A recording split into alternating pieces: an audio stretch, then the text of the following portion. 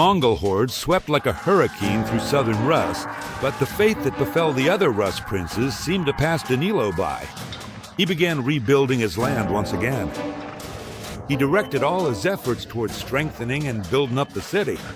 He paid special attention to his new capital, Culm, where he built the magnificent church of St. John Chrysostom.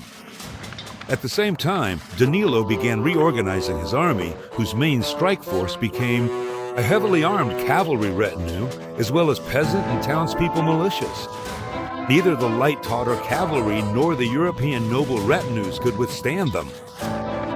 Thus, in 1245, the Galician boyars called upon Hungarian and Polish troops to place the Prince of Chernihiv, Rostislav, on the throne in Halych.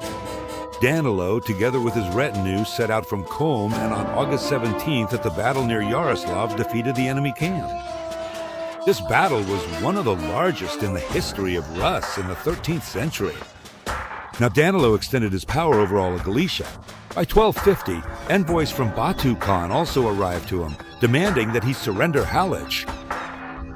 Danylo Romanovych had no choice but to go and pay homage to the Khan. At Batu's camp on the banks of the Volga, he was received quite favorably. After spending 25 days in the Uluses, the Galician prince left there as a tributary of the Khan. Oh, what a bitter, evil, and truly humiliating honor is the Tatars.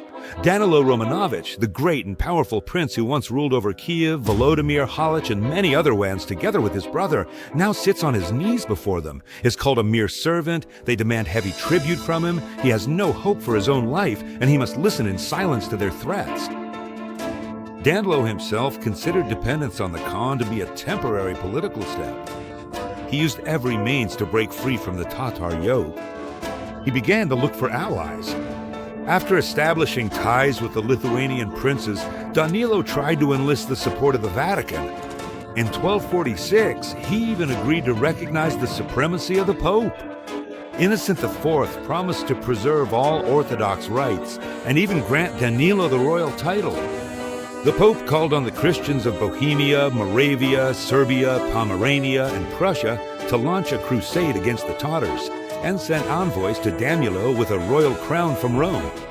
In the Volhynian town of Dorogachin, the papal legate crowned and anointed Danylo. Danylo began to be called the King of Rus in Ukraine. But the Pope ultimately failed to fulfill his solemn promise. Neither the Pope himself nor the princes to whom he appealed sent any form of help or support against the advancing Tatars.